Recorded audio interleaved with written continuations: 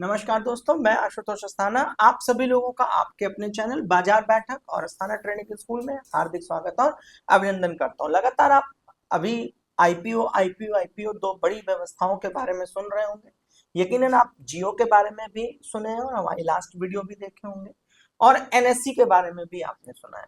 अगर मैं आपसे कहूं कि कुछ महीनों में भारतीय शेयर बाजारों में ये दोनों आईपीओ अपने अपने पूरे दशक में सबसे बड़ी लिस्टिंग बन सकते हैं और इनके बीच में एक बेहतरीन फाइट है।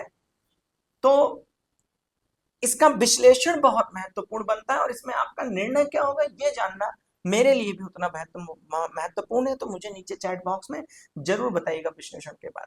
तो क्या आप दोनों में पैसा लगाएंगे या दोनों में किसी एक प्रकार का विश्लेषण करने के बाद आप निर्णय लेंगे, ये मुझे नीचे चैट बॉक्स में जरूर बताइएगा। अब यहाँ पर सबसे बड़ी बात है कि इस बार का मुकाबला सिर्फ किसी स्टार्टअप और मैन्युफैक्चरिंग कंपनी के बीच में नहीं हो रहा है। यह जो मुकाबला है भारत की सबसे बड़ी लिस्टिंग कंपनी जियो और भारत के सबसे बड़े नेशनल स्टॉक एक्सचेंज एनएससी के बीच में है। एक तरफ वो कंपनी जिसने पूरे देश को इंटरनेट सस्ता करके दिया है और डिजिटली रेवोल्यूशन करके दिया है, और दूसरी तरफ वो प्लेटफॉर्म जहां पूरा देश शेयर बाजार को चला रहा है। मतलब शेयर बाजार मतलब एनएससी बन चुका है। अब सवाल यह है कि अगर आपके पास सिर्फ और सिर्फ एक आईपीओ में पैसा लगाने का मौका हो तो आप क्या निर्णय लेंगे? जियो के पास चलेंगे या एनएससी के पास चलेंगे? चलिए यहां से हम और आप बाजार बैठक और अस्थाना ट्रेडिंग स्कूल के माध्यम से विश्लेषण करना शुरू करते हैं। सबसे पहले जियो की बात कर लेते हैं। तो जियो ने सेबी के पास ऑलरेडी डीआरएचपी जो है फाइल कर दिया है। आईपीओ पूरी तरह से फ्रेश इशू है, मतलब पुराने निवेशकों के पास शेयर नहीं बेच रहे, मतलब आपके द्वारा दिया गया निवेश पुराने निवेशकों के पास नहीं जाएगा, सारा पैसा सीधा कंपनी के पास जाएगा।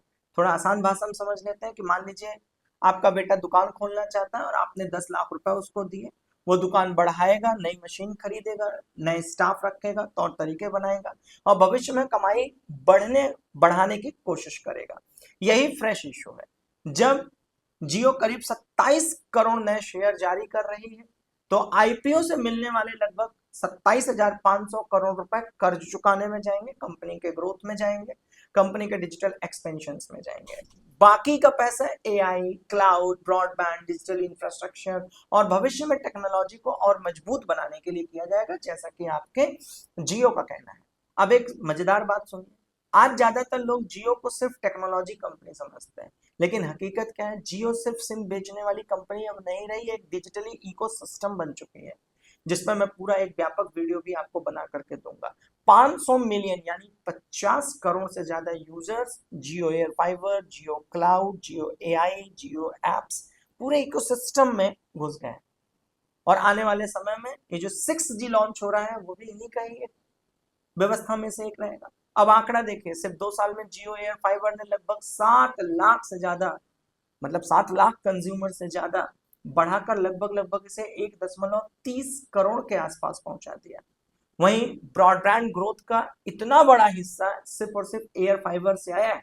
यानी जियो सिर्फ मोबाइल डेटा बेच ही नहीं रही, वो भारत के डिजिटली इंफ्रास्ट्रक्चर पर कब्जा मजबूत कर रही है। लेकिन यह कहानी का दूसरा पहलू भी तो होता ही है ना हर चीज में।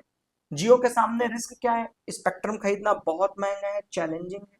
टेलीकॉम सेक्टर पर सबसे ज्यादा कंपटीशन है, इसके बड़े कॉम्पिटिटर हैं। एआई और 6G में बहुत बड़ा एक निवेश की आवश्यकता है। और सबसे बड़ा सवाल, क्या वैल्यूएशन बहुत महंगा तो नहीं हो जाएगा? इस क्वेश्चन के साथ दूसरे क्वेश्चन पर आते हैं, जो इसका दूसरा भाग बना हुआ है, एनएससी। अब एनएससी के आईपीओ की थोड़ी सी चर्चा करते हैं और यहां कहानी बिल्कुल उल्टी।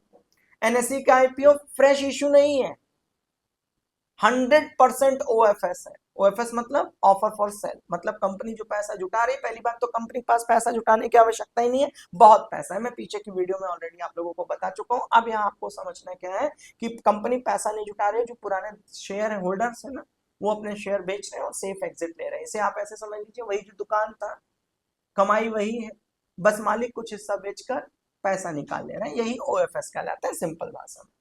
यह सवाल उठता है कि फिर एनएससी में लोग पैसा क्यों लगाना चाहते हैं? क्योंकि एनएससी कोई सामान्य कंपनी नहीं है, टोल टैक्स है, हर गाड़ी आने जाने वाली उसको पैसा दे रही है। ये सिर्फ एक्सचेंज नहीं है जहां निफ्टी चलता है, जहां करोड़ों ट्रेड होता है, जहां एफएनओ का इतना बड़ा कारोबार होता है कि दुनिया की सबसे बड़ी डेरिवेटिव एक्सचेंज में इसका नाम आता है। अब सबसे मजेदार बात सुनिए, अगर भारत में ट्रेडिंग बढ़ती है एनएससी की कमाई 4 गुना हो जाएगी, 10 गुना बढ़ जाएगी। जैसे जैसे रैपिडली फ्यूचर ऑप्शंस में ग्रोथ आएगा वैसे वैसे इनका भी ग्रोथ बढ़ता जाएगा। मतलब उस टोल टैक्स में जितनी गाड़ियां आएंगी उनका तो रेवेन्यू बढ़ ही जाएगा। अगर आईपीओ बढ़ते हैं तो एनएससी कमाएगा ही कमाएगा, अगर निवेशक बढ़ते हैं तो एनएससी कमाएगा ही कमाएगा, अगर वॉल्यूम बढ़ता है तो एनएससी कमाएगा ही कमाएगा। लेकिन पूरे बाजार की गतिविधि में पैसा सबसे महत्वपूर्ण है रोटेशन के लिए, इसलिए कई निवेशक टोल बूथ बिजनेस कहते हैं इसको। जैसे हाईवे पर टोल प्लाजा, मैंने आपको लगातार बताया, इससे प्रीवियस वाली वीडियो में बताया कि गाड़ी आपकी, सफर आपका, लेकिन टोल पर पैसा देना ही पड़ेगा। बस वही ट्रेड कोई भी करो, किसी सेगमेंट में करो, लेकिन एनएससी की कमाई होगी। अब तुलना करते हैं जियो में, तो इनके पास एक ग्रोथ स्ट्रैटेजी है, ग्रोथ स्टोरी है, और एनएससी क्या है, ये कैश मशीन है। जियो क्या बेचता है, टेलीकॉम इंडस्ट्री में एक इकोसिस्टम है, आप सब जानते हैं। लेकिन एनएससी क्या बेचता है, स्टेबिलिटी, इसको कोई लेना देना नहीं है।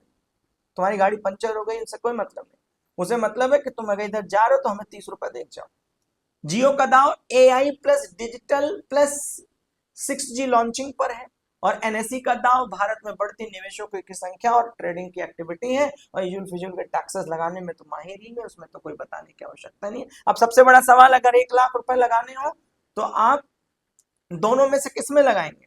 10 से 12 15 साल का नजरिया पकड़ते हो, मुझे नीचे चैट बॉक्स में इसका उत्तर आप लोग जरूर दीजिएगा। आप ग्रोथ चाहते हैं तो जियो ज्यादा आकर्षक लग सकता है आपको, लेकिन अगर आप हाई मार्जिन बिजनेस के साथ स्ट्रॉन्ग कैश फ्लो स्टेबिलिटी चाहते हैं बिजनेस में, तो एनएससी भी मुझे लगता है कि आपकी पसंद का एक बहुत बड़ा अट्रैक्शन पॉइंट हो सकता है। लेकिन एक चीज याद रखिएगा, आईपीओ में सबसे बड़ी गलती क्या होती है, लोग कंपनी नहीं जीएमपी देखते हैं, लिस्टिंग गेन देखते हैं, और फिर फंस जाते हैं। सवाल ये नहीं है कि लिस्टिंग डे पर कौन सा आईपीओ ऊपर जाएगा, सवाल ये है कि 2035 में 10 साल बाद कौन सी कंपनी बड़ी होगी जो आपके पैसे को बड़ा बना देगी। यही असली निवेशक सोचता है मेरे हिसाब से। बाकी तो आजकल ट्रेडिंग का व्यवस्था आप जान ही रहे। अगर जियो भारत में एआई प्लस डिजिटल इंफ्रास्ट्रक्चर का केंद्र बन गया तो यह रिलायंस की अगली सबसे बड़ी वेल्थ क्रिएशन की स्टोरी बन सकती है, इसमें कोई दो राय नहीं है। और अगर भारत में डीमेट अकाउंट, ट्रेडिंग और इन्वेस्टिंग लगातार जिस तरीके से ग्रोथ कर रहे हैं उसी तरीके से ग्रोथ होता रहा, और किसी प्रकार का एक अच्छा करेक्शन आया, किसी भी प्रकार का अच्छा चेंजेस आया rules and regulation and regulatory bodies के द्वारा, तो ये मान कर चलिए कि और रेवोल्यूशनरी इसमें बेहतरीन काम हो सकता है। तो एनएससी एक शानदार कैश जनरेटिंग मशीन बन सकती है, इसलिए लड़ाई जियो बनाम एनएससी की नहीं है, एक ग्रोथ किंग है, दूसरा प्रॉफिट किंग है, और शायद आने वाले दशक में दोनों ही भारतीय बाजार के इतिहास में सबसे चर्चित आईपीओ साबित होंगे। अब आप बताइए कि अगर आपको सिर्फ एक आईपीओ चुनना है तो आप इन दोनों में से किसको चुनेंगे? नीचे चैट बॉक्स में मुझे उसका नाम जरूर बताइएगा।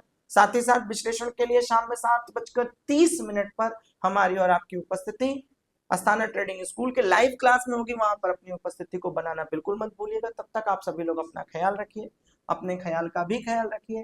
Thank you, God bless.